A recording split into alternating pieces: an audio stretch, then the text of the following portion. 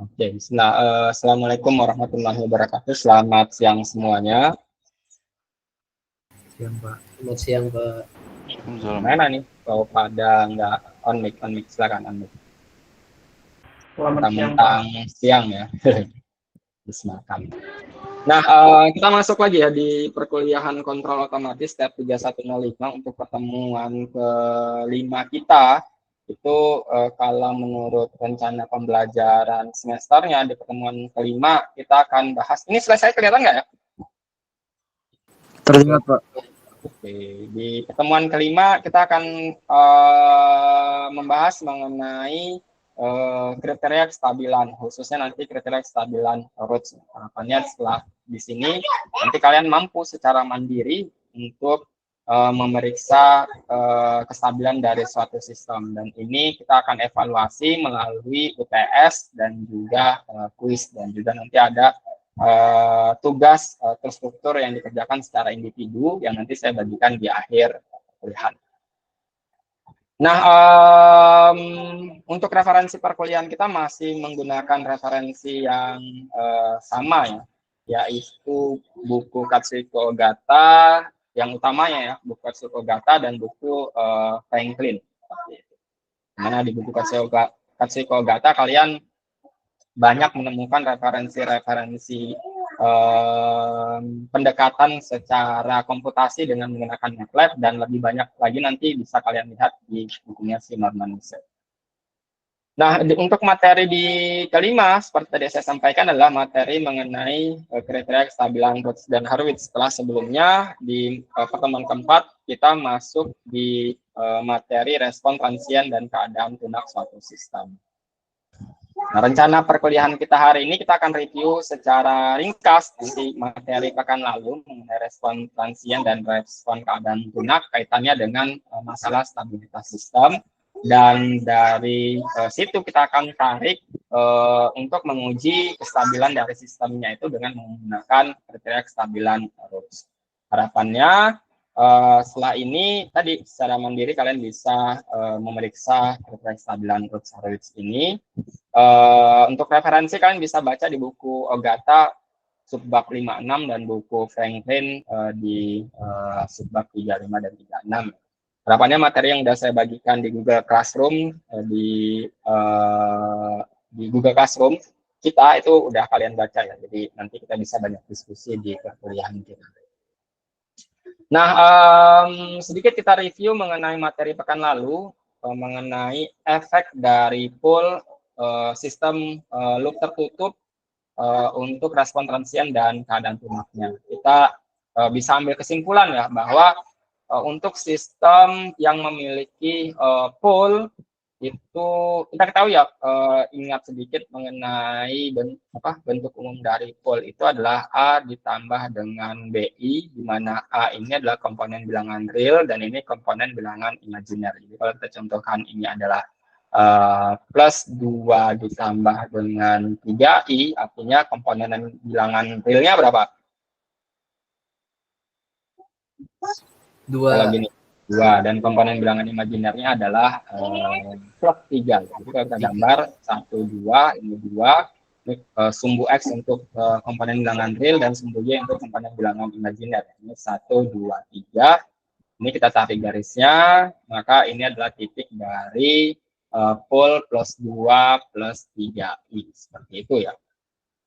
Dan dikatakan di pekan lalu pertemuannya bahwa ketika seluruh poolnya gitu ya memiliki komponen bilangan realnya itu bernilai negatif, jadi harus seluruhnya ya.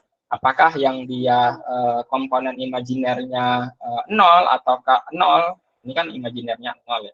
Kalau ini imajinernya bernilai tertentu, imajinernya mah bebas ya, apakah dia mau positif ataukah dia mau negatif, seperti itu. Yang penting dia komponen bilangan realnya itu harus negatif semuanya ya, akar-akar dari polinomial si poolnya ini.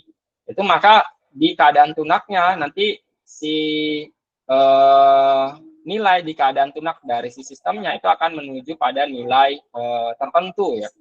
Atau kalaupun dia memiliki riak, maka riaknya itu relatif kecil. Artinya plus minus dari nilai di keadaan tunaknya itu relatif kecil, maka itu sistemnya itu dikatakan stabil seperti itu.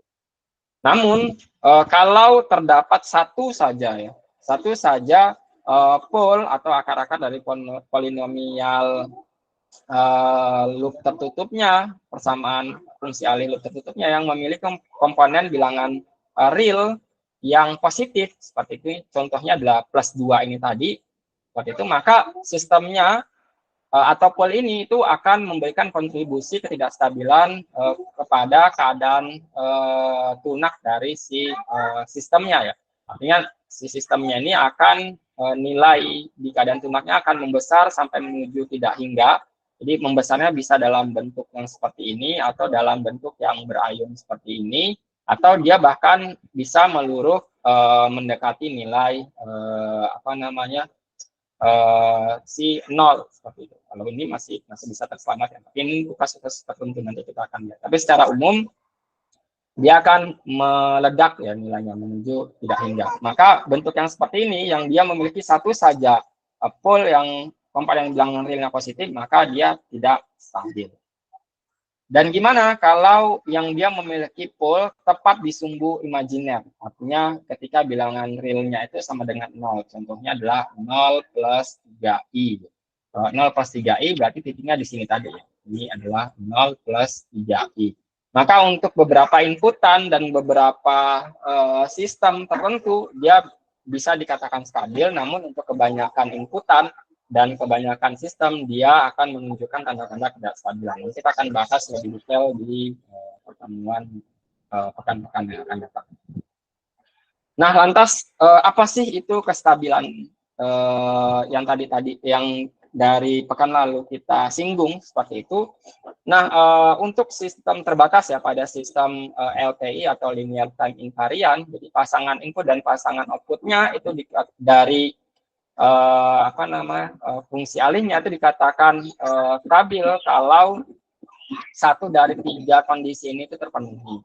Yang pertama ini kita tinjau dari nanti kita akan bahas di state space ya. Kalau ekspresinya itu dalam bentuk state space. Kalau di KO kan kita bahasnya itu ekspresinya dalam bentuk transfer function. Kalau nanti di mata kuliah lanjutan kontribusi variabel, ekspresinya kita akan pelajari di state space. Dan di state space ada namanya istilah keterkendalian, di mana kita bisa mengamati apakah setiap inputan itu terhubung pada suatu output. Kalau dia semuanya terhubung, maka dia dikatakan stabil, terlepas dari kondisi awalnya berapa atau bagaimana.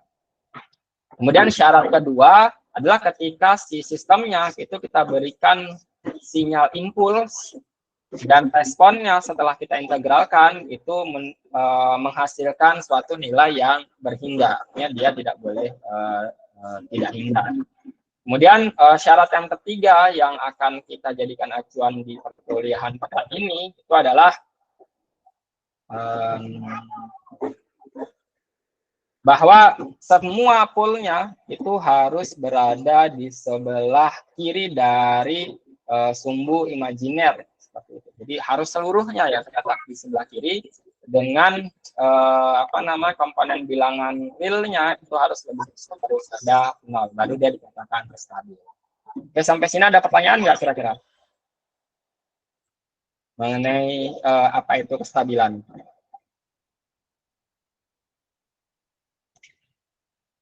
Cukup ya? Paham, oke. Nah, lanjut. Kita lanjutkan mengenai bagaimana memeriksa kestabilan dari sebuah sistem. Kita ambil dari bentuk umum dari fungsi alih ya. Sebuah fungsi alih itu memiliki bentuk umum AS sama dengan QS per PS. Artinya QS ini merupakan sebuah polinomial dengan derajat tertentu dan P ini merupakan polinomial dengan derajat tertentu. Nah, di kasus kita batasin dulu ya, bahwa pangkat tertinggi dari QS ini itu tidak boleh lebih tinggi atau minimal itu samalah dengan pangkat yang di PS. Nah, ada yang tahu kenapa nggak? Ada yang tahu nggak kira-kira kenapa? Tidak tahu. Tahu nggak? Tidak tahu ya? Ada yang tahu? Ada yang tahu? Nggak ada? Nah, ini nanti kaitannya dengan masalah kemampuan di si sistem dalam men-tracking apa namanya set point ya. Dalam men-tracking set point yang kita berikan. Misalkan di kasus suhu, kita set di remote-nya itu suhunya 21 derajat. Maka si sistemnya misalkan pendingin udara, ini dia akan mampu menghasilkan suhu 21 derajat. Syaratnya dia harus perfect tracking atau men-tracking set point-nya persis ya 100%. Nah, itu kaitannya nanti dengan pangkat tertinggi dari polinomial QS dan CPSI. Jadi kalau polinomial QS-nya ini itu dia lebih besar ya. Artinya misalkan yang di atas ini pangkat tertinggi adalah S pangkat 5, di bawah S pangkat 5 ditambah sekian sekian sekian sekian.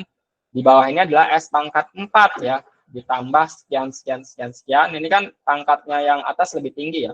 Maka dia nanti nggak akan bisa ya menghasil di bagian keadaan tunaknya tidak akan bisa mencapai keadaan seperti yang diminta di set point. Seperti itu. Namun gimana kalau dia sama ya, misalkan sama-sama S pangkat 4 seperti itu. Maka dia bisa men-tracking si set point, namun terdapat error seperti itu ya. Kemudian kalau dia yang bagus ya, yang bagus itu kalau si P-nya ini, polinomial P-nya ini pangkatnya lebih tinggi, maka dia ada potensi untuk perfect tracking. Ya, secara persis akan mencapai suhu set point yang diinginkan, misalkan 21. Seperti itu. Nah, nanti kita akan bahas lebih detail dan kita akan buktikan secara matematis di perkuliahan-perkuliahan yang akan datang. Ya.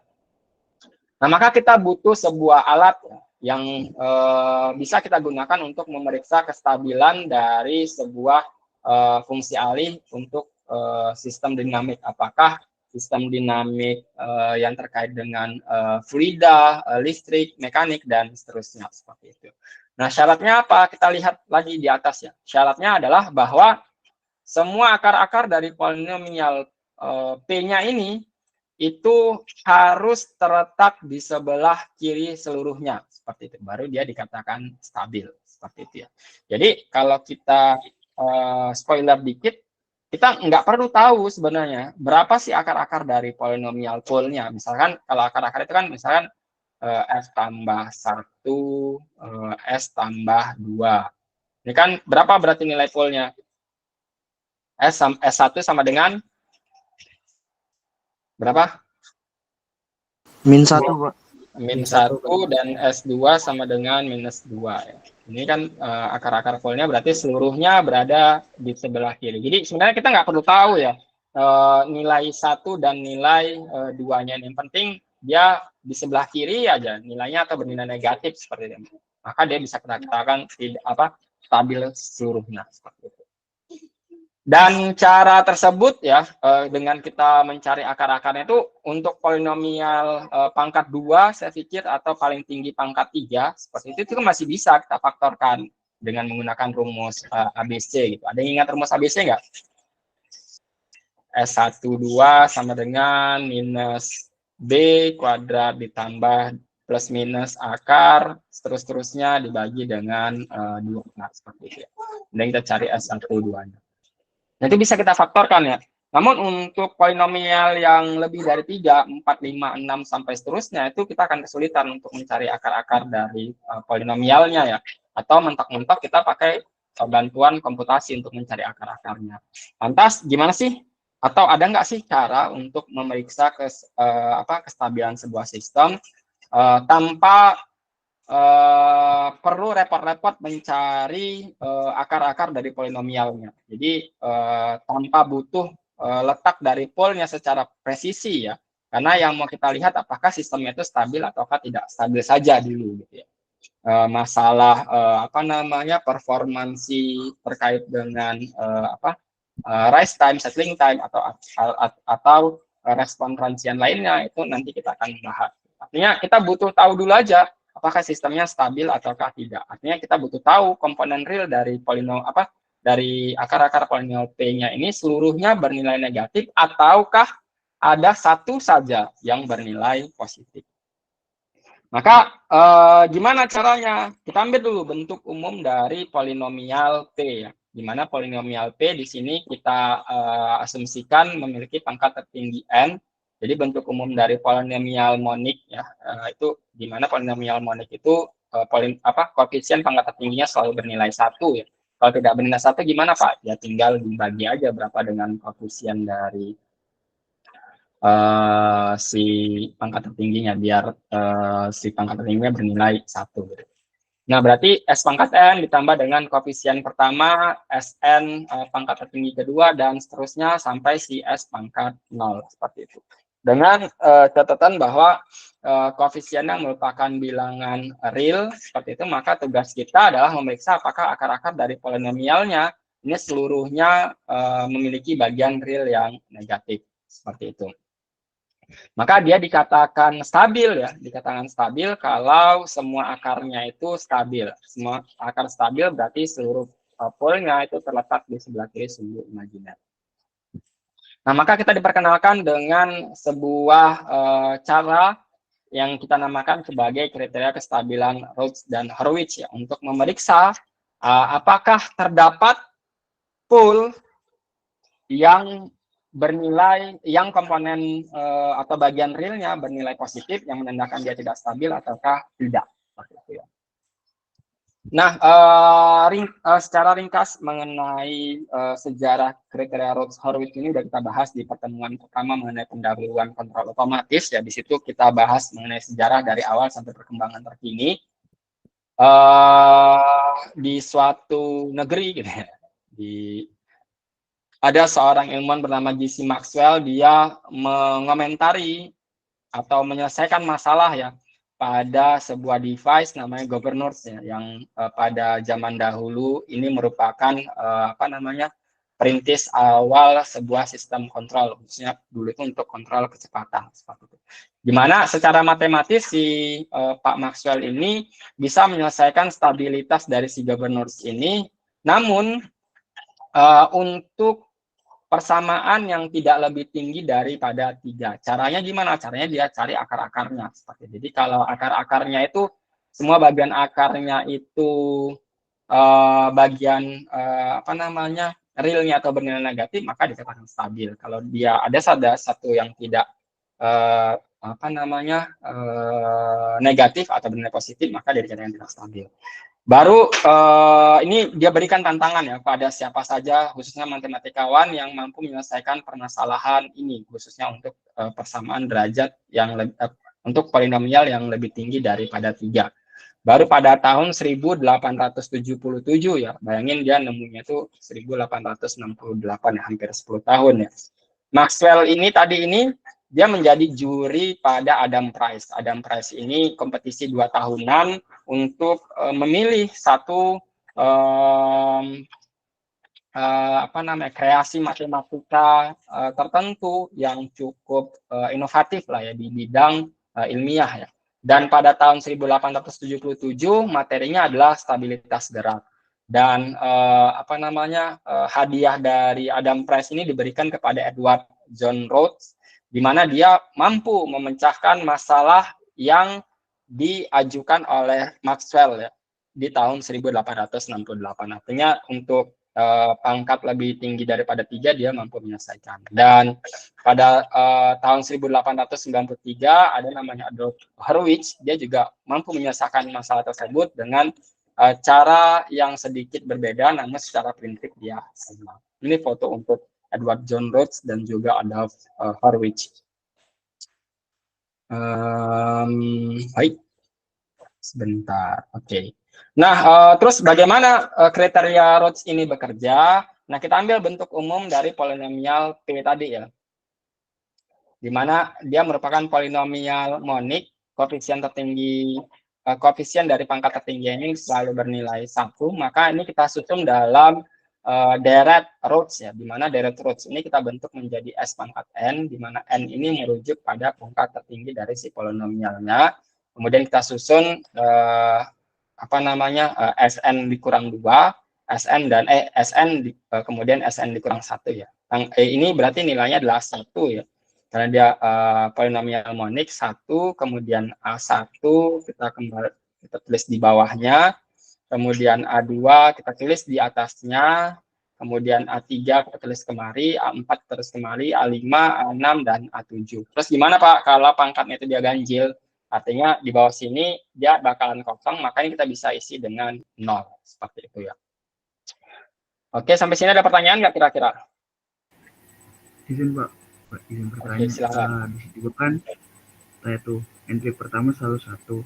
Misalnya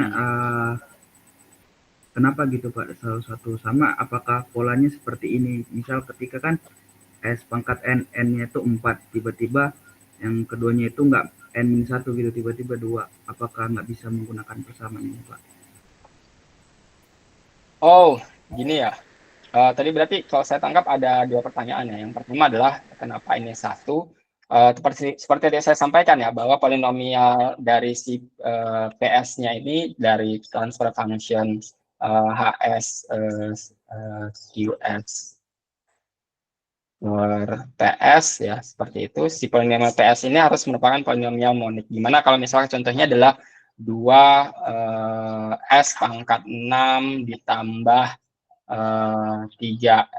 3S kuadrat, 3S pangkat, kita buat yang 5 dan seterusnya ya. Gimana caranya? Ini kita tinggal bagikan aja semuanya dengan 2 ya. Hasilnya gimana? Jadinya S pangkat 6 ditambah dengan 3/2 S pangkat 5 dan seterusnya ya. Semuanya kita bagi dengan 2. Ini kan terakhir pada akhirnya ujungnya ini nilainya 1. Itu cara yang pertama ya.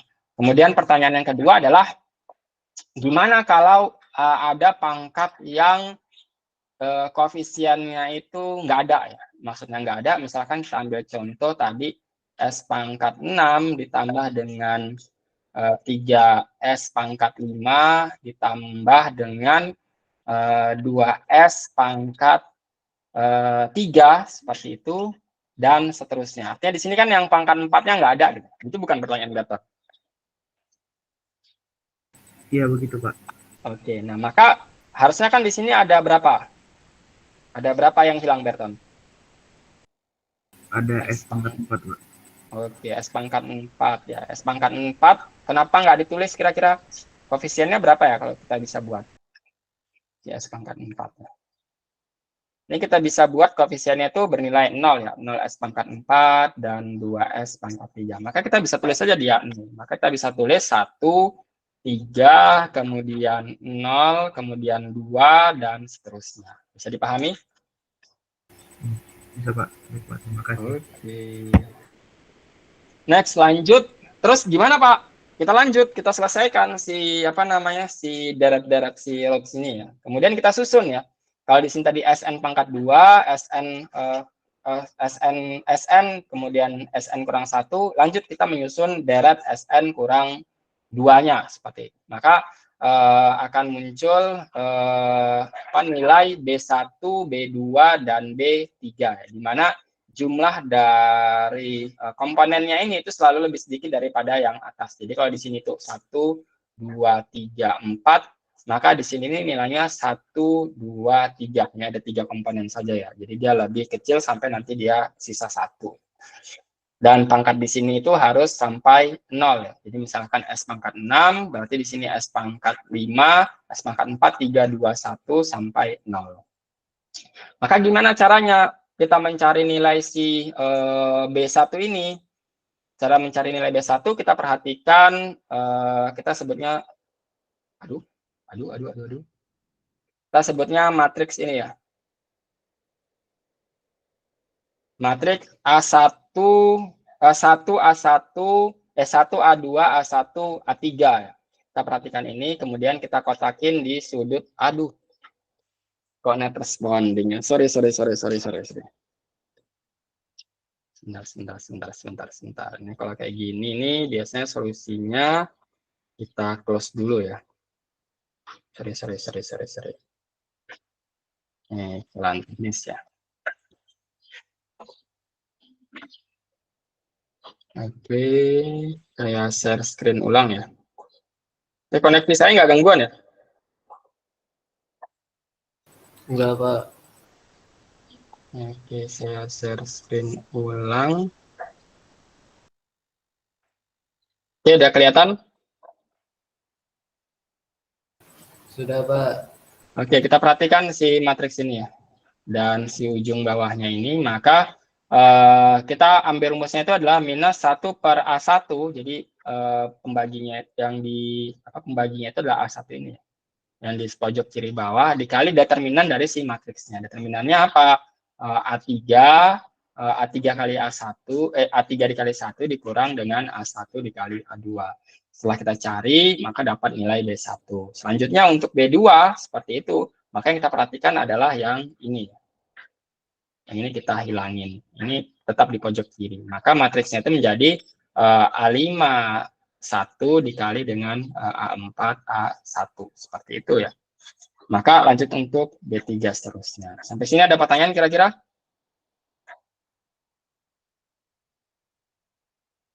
Oke, ada yang bertanya tuh. Siapa? Mark, silahkan Mark. Izin bertanya Pak, mohon maaf sebelumnya. Seingat saya waktu matematika dasar rumus determinan nggak ada minus Pak. Ini kenapa tiba-tiba ada minus Pak di minus 1 per A1 Pak? Terima kasih Pak. Nah, yang pertama kita bedakan antara determinan dengan rumus si Rhodes-nya ya, seperti itu ya. Yang pertama ya memang di sini juga rumus determinannya nggak ada minusnya ya. Ini itu penambahan koefisien ini itu modifikasi matematis yang dilakukan oleh si Rhodes dan juga Hurwitz ya. Jadi Rhodes dan Hurwitz sebenarnya caranya sama. Kemudian yang sebenarnya determinan itu yang sebelah sininya ya. Determinan itu yang ininya. Jadi determinan dari satu. Ini tetap rumus determinannya kan tetap gini ya, Mak. Determinan dari matriks ini itu adalah A3 dikali 1 dan A2 dikali dengan A1 ya. Ini kan determinannya ya. Iya Pak, kali silang. Oke, kali silang kan. Jadi sekarang ketambahannya cuma ini aja dari si modifikasi si Rhodes-nya. Jadi rumus determinannya tetap si determinan yang kamu kenal di matematika. Bisa ya, Mak? Bisa Pak, bisa Pak.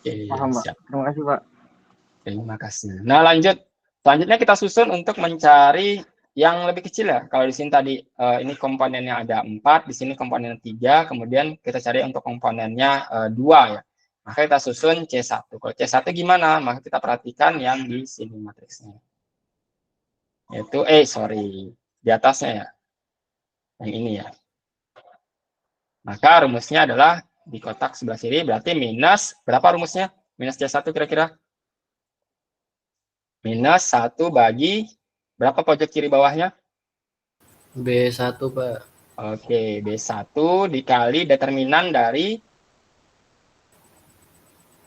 berapa? A1, A1, B1. A3, oke, B1, B2, seperti itu ya. Dan begitu untuk si C2 dan seterusnya. Sampai sini ada pertanyaan nggak kira-kira?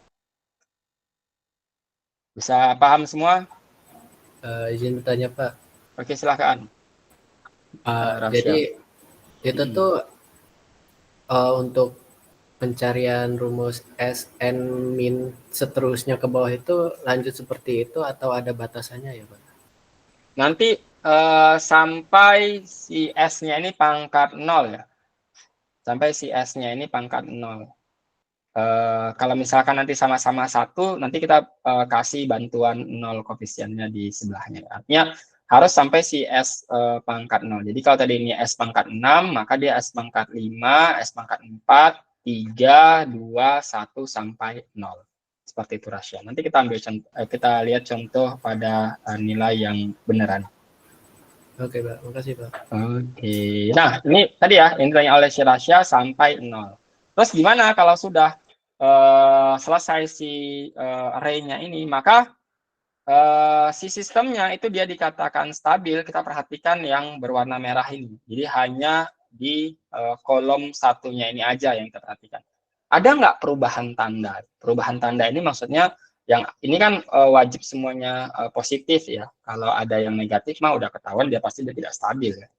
Artinya kalau ini positif, B1 positif, C1 positif, semuanya positif, maka sistemnya itu tergaransi stabil. Namun kalau ada perubahan tanda, misalkan si A1 positif, B1 negatif, C2 jadi positif lagi. Berarti ada berapa kali perubahan tanda? Ada 2, Pak. Oke, 2 kali perubahan tanda, maka terdapat 2 pole yang menyebabkan sistem menjadi tidak stabil. Seperti itu. Bisa dipahami kira-kira? Bisa, Pak. Oke, nah kita ambil contoh kasusnya ya pada polinomial pangkat 4 berikut.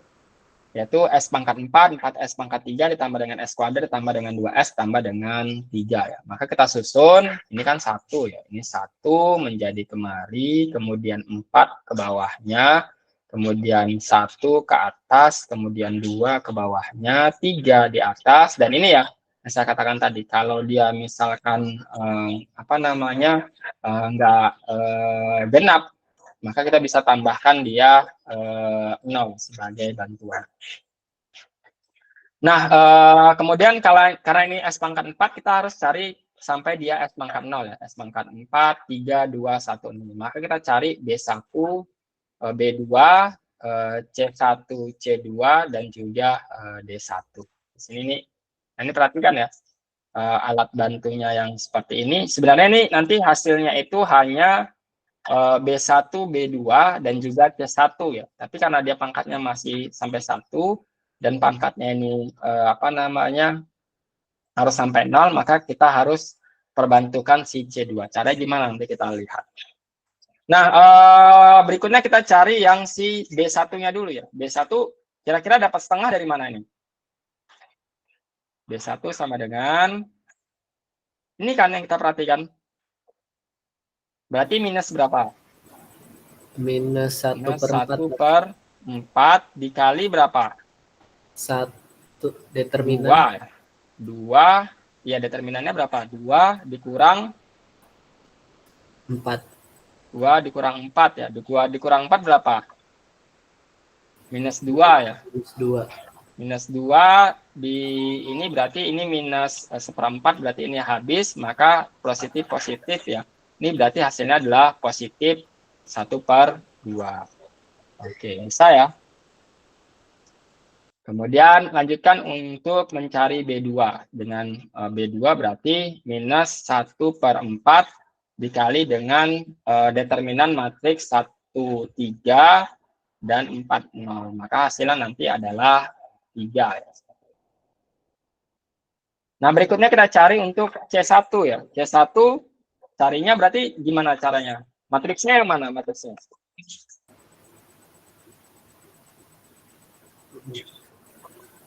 Yang ini ya matriksnya ya. Matriksnya yang bawahnya, Pak. Ya, siap. Nah, matriksnya adalah 4, 2, setengah, dan 3. Artinya ini pojok di bawah sini berarti adalah C1 sama dengan minus 1/2 seperti itu ya. Dikali dengan determinan 12 ya. 12 dikurang dengan 1 seperti itu ya. Maka hasilnya itu adalah minus 22. Kemudian tadi ya, rules-nya adalah bahwa komponen yang di bawahnya itu harus lebih sedikit. Ya. Jadi kalau di sini komponennya 3, 1, 2, 3, maka di sini itu komponennya harus 2, 1, 2. Karena di sini komponennya 2, maka di sini komponennya harus 1. Seperti itu ya. Karena di sini komponennya 1, sementara ini masih pangkat 1, maka kita perbantukan sebuah nilai, itu kita beri nilai 0. Untuk mencari si S pangkat 0, nilai D1. Maka kita bisa cari D1-nya itu adalah minus 1 per berapa? Minus 22. Ya, minus 22 ya. Dikali determinannya itu berarti 0 dikurang 66. 66 ya. Oke, 0 dikurang 66 ya, seperti itu. Maka kita bisa peroleh nilai si D1-nya, yaitu adalah 3. Nah, apakah ini stabil atau nggak stabil kira-kira? Berdasarkan tadi. Mana ini? Ada siapa? Jaya. Ini kira-kira stabil nggak, Jaya? Jaya ada nggak? Ada, Pak. Kayaknya nggak, Pak, karena ada perubahan tanda. Ada berapa kali perubahan tanda? Ada kan dari setengah ke minus itu 1 kali, terus dari minus ke 3 jadi 2 kali, Pak. Oke, 2 kali ya. Berarti ada 2 kali perubahan tanda menyatakan bahwa terdapat 2 pole yang di sebelah kanan. Artinya sistemnya itu tidak stabil.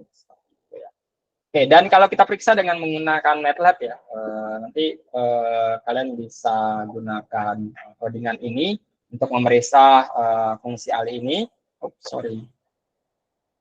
Maka kita setelah kita periksa, maka ketika kita berikan sinyal step, maka respon dinamik dan keadaan tunak ya bentuknya jadi seperti ini ya. Maka di keadaan tunak dia nilainya itu membengkak atau meledak terus ya, menuju tidak hingga atau yang kita namakan tidak stabil. Maka terbukti. Dan kalau kita lihat ya dengan menggunakan MATLAB, kalau saya zoom kelihatan di kalian ke zoom nggak ya? Zoom ya. Kita bisa lihat di sini bahwa ada dua ya, yang benar ya, seperti kata Jaya tadi ya. Ada dua yang dia komponen realnya itu bernilai positif, yaitu berapa? Plus 0,34 dan plus 0,34. Dimana di sini bedanya hanya di bagian komponen imajinernya saja. Jadi benar ada dua pasang pol yang bernilai positif. Sampai sini ada pertanyaan nggak kira-kira mengenai kriteria kestabilan Rhodes cara mengerjakannya? Cukup ya? Oke, silakan. Yang perubahan tanda tadi itu jikalau tidak ada perubahan itu berarti stabil.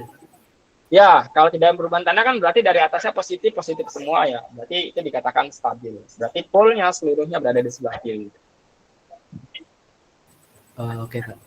Oke, nah maka kalau ada pertanyaan kita masuk ke tugas untuk ngumpul di pekan depan ya. Saya punya sebuah controller loop tertutup ya. Jadi sebenarnya secara teknis si Rhodes ini nggak bisa untuk membantu kita mengubah yang dari tidak stabil menjadi stabil. Namun kita bisa memilihkan rentang tertentu ya dengan menggunakan kriteria kestabilan Rhodes ini dengan menambahkan sebuah gain K ini.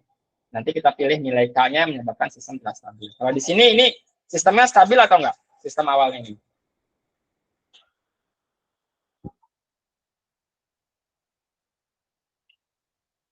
Lihat aja dari polinomial tidak stabil ya. Karena kenapa? Terdapat koefisien dari polinomial PS-nya yang bernilai negatif, yaitu si S pangkat 1. Seperti itu. Maka gimana cara menyelesaikannya? Cari dulu pol loop fungsi alih loop tertutupnya. Ingat rumus yang Y per R sama dengan forward gain dibagi 1 ditambah loop gain. Forward gainnya K ditambah S tambah 1 K dikali S tambah 1 per S pangkat 3 ditambah 2S kuadrat dikurang S, seperti itu dibagi dengan 1 ditambah K dikali dengan U, seperti itu ya. Dikali dengan semuanya. Nah, kalau sudah, baru nanti dicari si polinomial P-nya seperti itu, kemudian dipilihkan nilai K sehingga di kolom pertama dia seluruhnya bernilai positif. Sampai sini bisa dipahami tugasnya kira-kira? Bisa, Pak. Oke, nah dikumpulkan di GC ya, saya udah buat penugasannya di GC, kemudian jangan lupa unggah learning journal kalian, catatan perkuliahan disertai dengan screenshot saat kalian mengikuti perkuliahan. Sebelum saya tutup, ada pertanyaan nggak kira-kira? Cukup?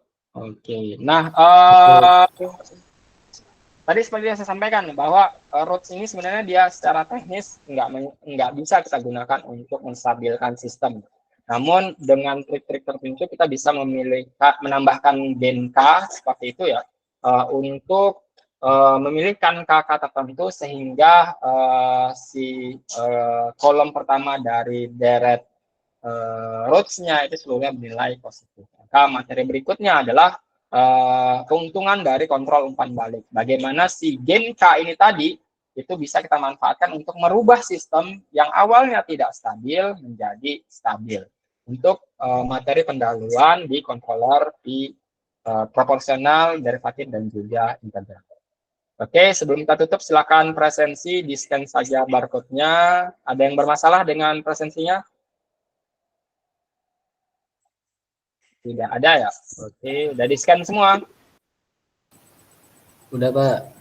Oke, siap. Terima kasih. Mungkin itu saja untuk perkuliahan kita hari ini. Selamat siang dan terima kasih. Saya tutup. Wassalamualaikum warahmatullahi wabarakatuh.